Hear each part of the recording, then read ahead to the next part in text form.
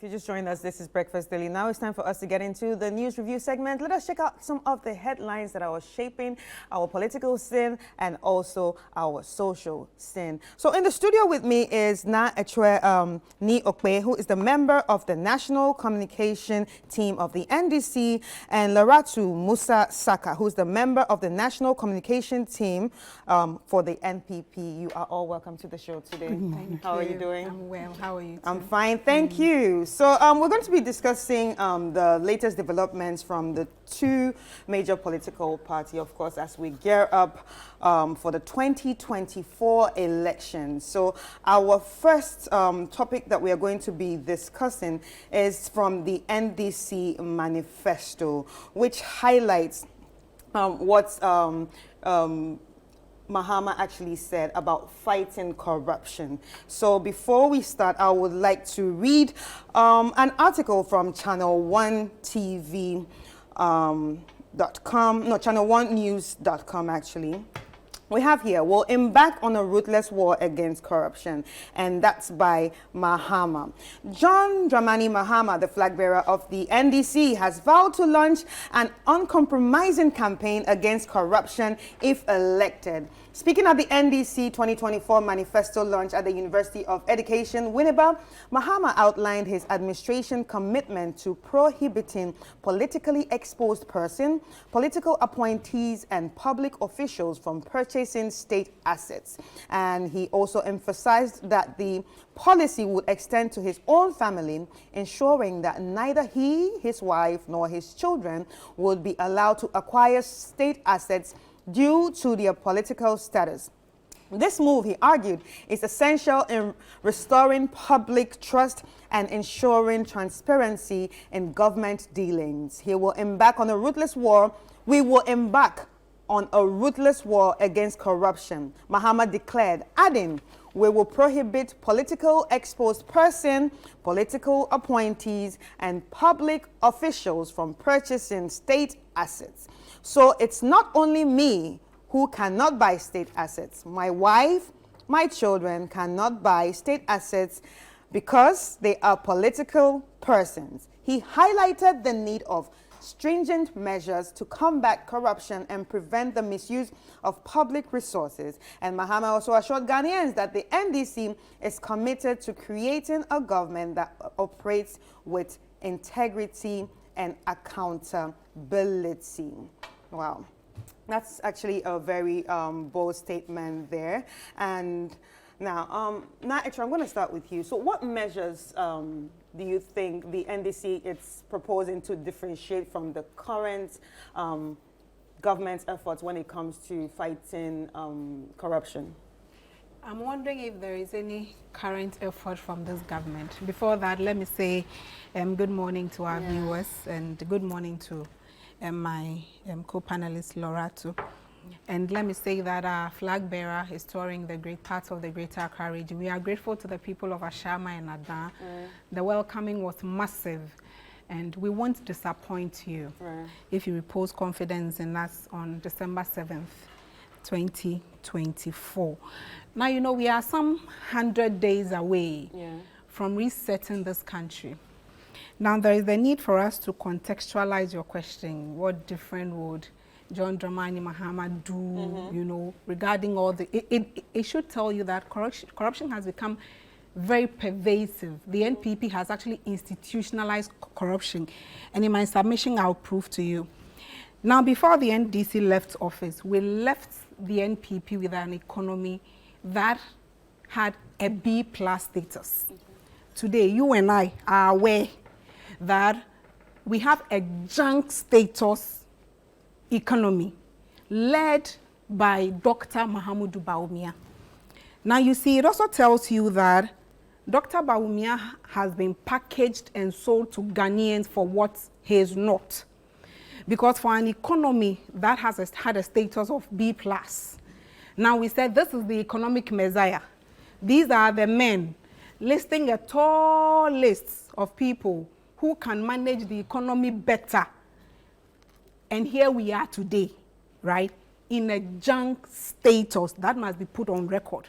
That a junk status of an economy is headed by Dr. Mahamudu Bawumia. Now, we also left the NPP with an exchange rate of 4 cedis, 20 pesos, undoubtedly. Today, what is the exchange rate? To the extent that businesses are losing capital because the dollar is beating the cedi. The dollar has admitted the cedi into the intensive care unit of the Greater Accra Regional Hospital. Now, to also say that, you see, Dr. Bawumia is working corruption, and I put that on record. I'll prove to you. Under his watch, Ghana has seen the biggest corruption scandal. I'm talking about the PDS scandal. That is Zone Peter Amewu tells us that without any due diligence, Dr. Bawumia handed over our asset, ECG, to a group of fraudsters. Without any due diligence, just decided, let me hand it over to them. I can't be bothered about it. Now, if Dr. Bawumia is bothered about corruption, their manifesto will not be silent on corruption. And I hear people run with the fact that, and that night when he met the press, when he was stammering, that, you know, questions or allegations of corruption did not come up against him. Please, that conversation should end today. Do you remember in the number 12 expose, when Dr. Nyantechi told us, Mr. Nyantechi told us that the president is in his pocket, and for every amount of money he receives, he knows the portion to give to the president and the portion to give to the vice president. Did you hear the vice president try to clear his name? Doesn't that amount to an admission of the fact that indeed what they are saying is what I am? Did you hear their own former deputy finance minister, Mr. Edubuahin, tell some investors that, oh, this is how, you know, when you bring the money, this is how to buy the vice president. If you want to get contracts in this country, this is the amount of money, and he stated the amount of money that you need in order to get contracts in this country. Not the NDC, their own people, the NPP, have come out to tell us how corruption has been institutionalized. Now, beyond the NPP, the Ghana Integrity Initiative has said that Dr. Bawumia's silence on corruption is deafening. They've gone on to say that Dr. Bawumia doesn't have what it takes to fight corruption. These are not my words. These are the words of the Ghana Integrity Initiative. It tells you that when it comes to corruption, Dr. Bawumia does not have the wherewithal to fight corruption. Right. Now, I'll tell you how the NDC intends to fight corruption. One, we will implement the operation Recover All Loot. And when I say loot, it is not loot under only NPP administration. See, any loot that has been suspected, that has been investigated, that has been established that indeed any person of any administration has caused financial loss to this country, that loot would be recovered under President John Dramani Mahama. Now, President John Dramani, I am telling you, now President John Dramani Mahama is assuring also that, see, no member of his administration, if you want to do business, go and do business. If you want to serve the people of Ghana, come into his administration and serve the people of Ghana.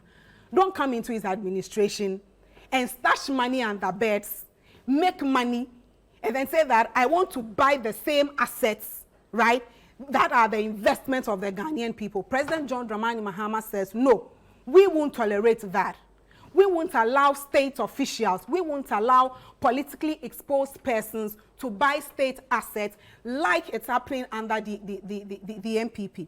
President Mahama also says that, see, he will investigate every corruption scandal from the 58 million that has been sunk in the world's most expensive hole to the PDS scandal.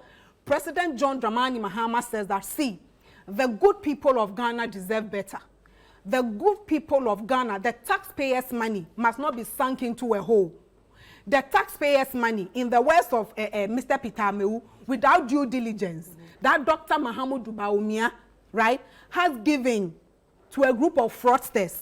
President John Dramani Mahama is assuring that he's going to recover all that. Right. Now, you see,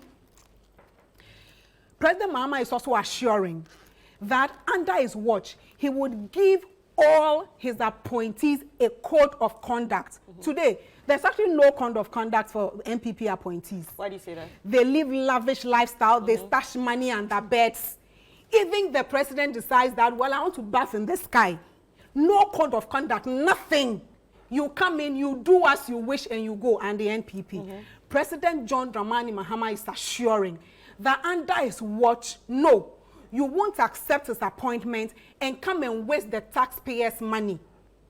But how would that be tracked? That's another thing. How would that be tracked? Because usually people in power are in power and nobody knows what's going on. So who, obviously you have to be accountable to the nation. And talking about corruption, it's going to be hard to track who does what.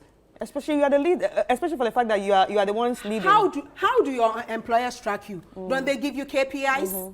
What I'm saying is that President Mahama is saying these are the code of conduct. Live by these code of conduct. Right. It's as simple as that. You default in the code of conduct, you are fired. You default in the code of conduct, the law will deal with you ruthlessly. And he means no words when he says that. The word is ruthless. Read my lips.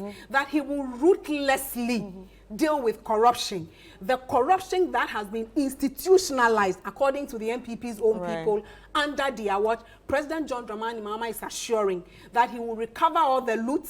He would ensure that those monies are channeled into projects that will benefit each and every Ghanaian, and not a select few of elitist people in government who have actually, you know, put together their strategy in a certain Japadia document to sweep away the fortunes of this country. President John Dramani Mahama is saying that this will not happen under his watch. All right. So, Laura, too.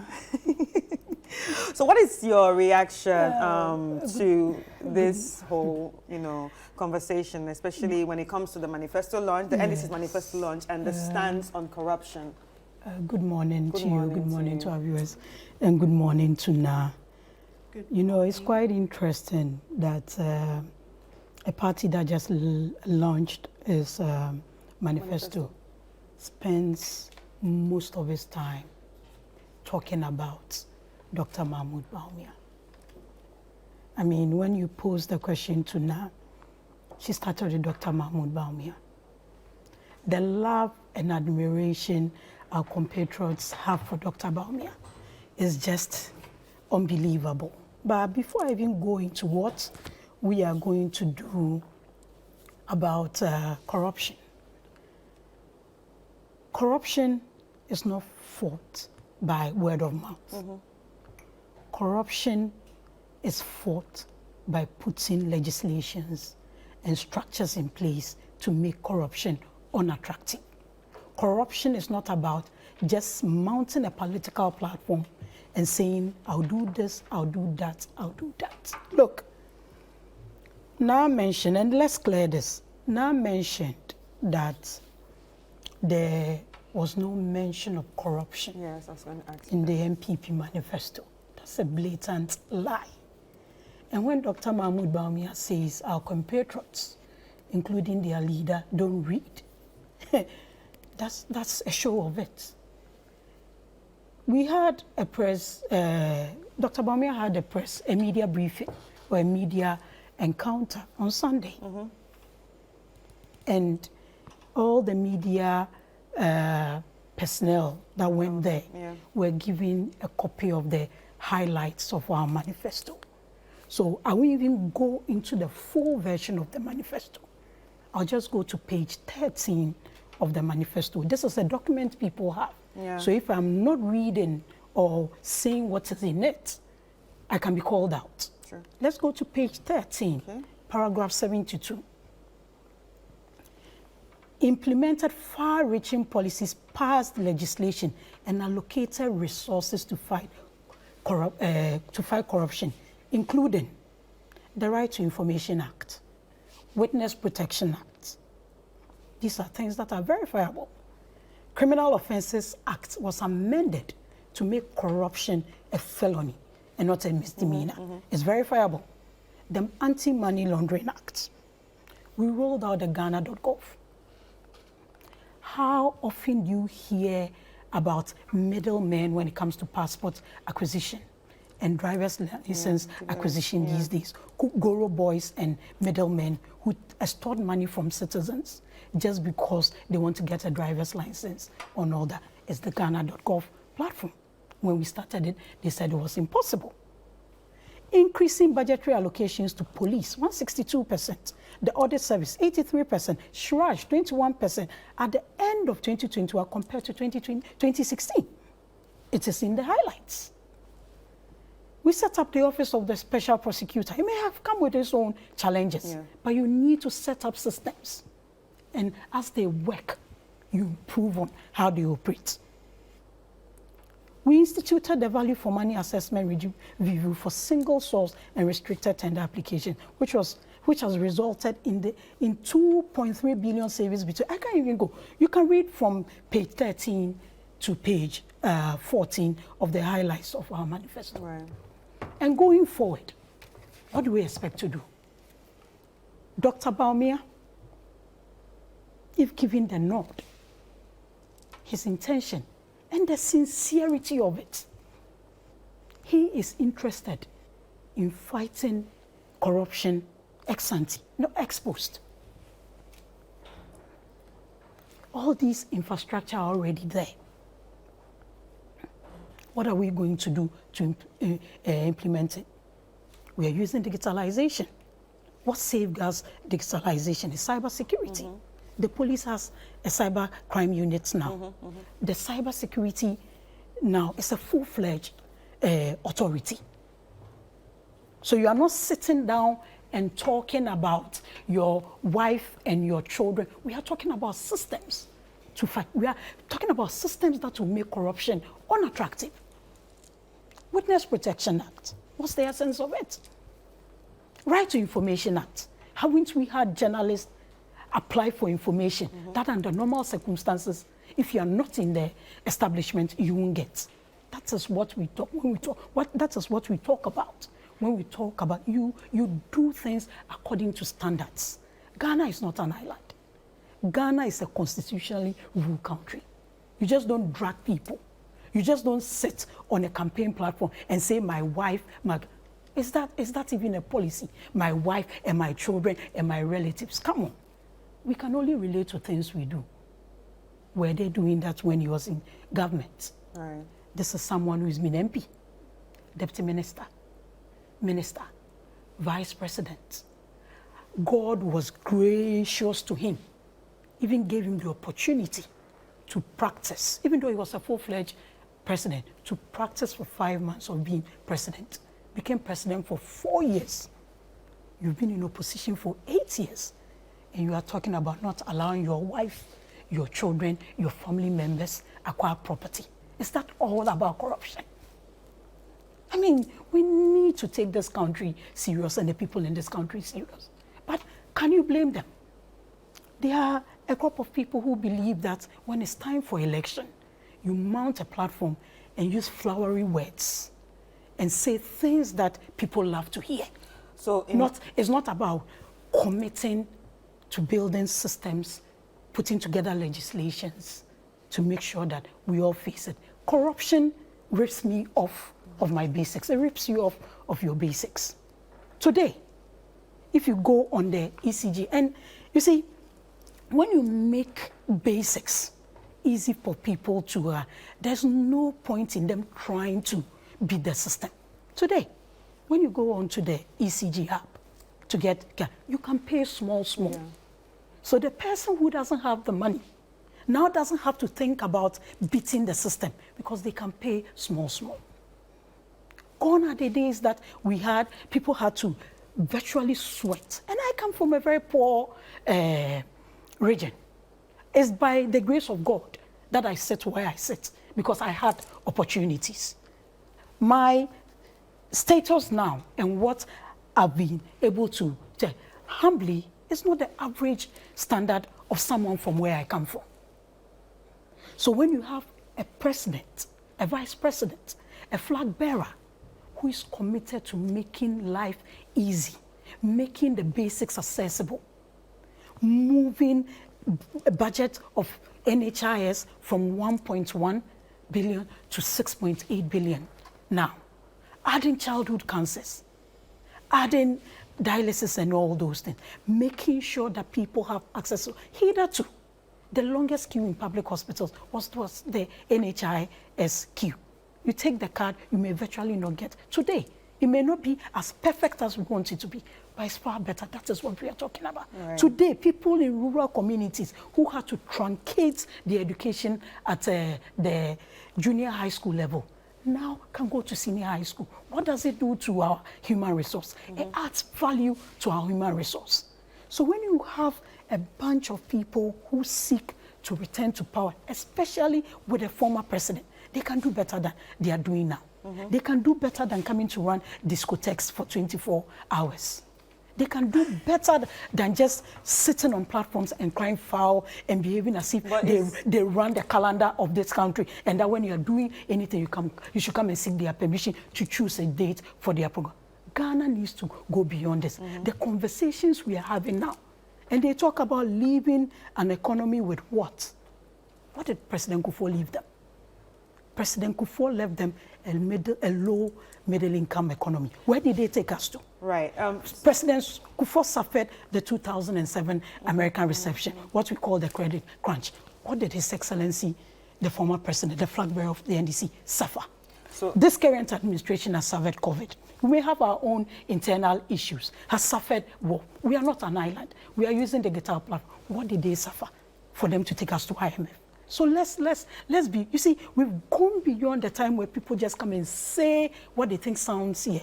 Let us subject them to strict rules. So when we say the alternative is empty, this is what we are talking about. So are you trying to say there's no aspect of the NDC's manifesto that the MPP finds worth considering at all? Which one can you relate to? Is it the licensure exam that has added quality to our teachers and making our teachers more attractive across the world, that now I don't know what they even mean. They are going to cancel it, but they'll add it to final exam. How does that sound? They are not even coherent. Is it the discotheques that they are coming to run 24 hours? What's the essence of discotheques? Discotheques are, after a hard day's work, you go and unwind. Yeah. A country that is battling with unemployment, youth unemployment, you are coming to run discotheques for 24 hours. Are we serious? But, I mean, I don't see. Is it the free SHS? Is it the free SHS? Is it the free SHS that we've even gone ahead to add TVETs, which is free? Now you have. Is it YEA? Yesterday alone, 10,000 youth passed out. Yeah. Each of them was given a kit. For the 6 months that they were trained, they were giving 500 cedis allowance every month. That is what we are talking about. Today, there's a whole support for SMEs because 80% of our employment is from a small and medium scale. Right. So that is what we are talking about. It's not about standing on platforms and talking about your wife and children and family. It's not about running 24 hours of discotheque when it's supposed to be after hard days. I mean, come on. But it's not Chris. Just about disco. Well, about that protest, it's about the 24-hour economy. This morning, I understand the MPP and Lorato's struggle. See, President Mahama has every right to say that members of my family and members of my government will not buy state assets. Because it happens. And the NPP is so uncomfortable with that. It is because Lorato knows that in the ongoing 34 million ambulance spare parts scandal, involved in there is a daughter of the president of the land. And so she cannot sit here this morning and tell us that you don't have the right to mention. See, we have every right. Ghanaians are listening and they are watching. And they know how members of President Akufo-Addo's household have been given contracts without due diligence. And so that is even a no-brainer, her argument. Yeah. Did I hear her say that childhood cancers and what have you, having your own ChannelOne News reported that the Kolebu renal unit was almost shutting down. So why didn't you put her to check? Why didn't you correct her? Now, she sat here and says that, and at the passport office, when was the last time you heard about Goro boys? Didn't your own station cover when the foreign affairs minister stormed the passport office complaining about Goro boys? Yeah. Right, so why didn't you put her to check again? What I'm saying is that don't allow the MPP to come here and peddle falsehood. No, but she's sharing her own views. That is what you need to understand. No, what I'm saying is that. So if you have something against it, you should also. For your own view. You should also. What I'm saying is that for your own view on the ground is that the issue of Goro Boys still exists. And your station covered when the Foreign Affairs Minister stormed there and complained about Goro Boys. I didn't complain about Goro Boys. President John Dramani Mahama was not the one who stormed the passport office. Right. And so what I'm saying is that the corruption still exists under their watch. They have institutionalized it, and then it has been institutionalized first and foremost among family, daughters, and their husbands and boyfriends. And so the assurance of President Mahama is that under his watch, that will not happen. They can't say same. That under their watch, their daughters will not get 34 million cedis ambulance spare parts scandal. They cannot say that under their watch, they haven't stashed money under beds. They cannot say that they acquired so much money, and then, but for the vigilance of Honorable Okujetua Blakwa and others, they would have bought shares in SNID hotels for granite prices. But for the proactivity of the NDC, you've institutionalized corruption. And did I hear her say the Office of the Special Prosecutor? Did you hear Martin Amidu's verdict of the Office of the Special Prosecutor? That whilst there, when you fight corruption under the award, corruption will fight you. Who is the corruption? Didn't you hear Martin Amidu said that under their watch, and as we have, President Akufo-Addo is the mother serpent of corruption, breeding babies of corruption. And we sit here today and we say what? Ghana.gov.what?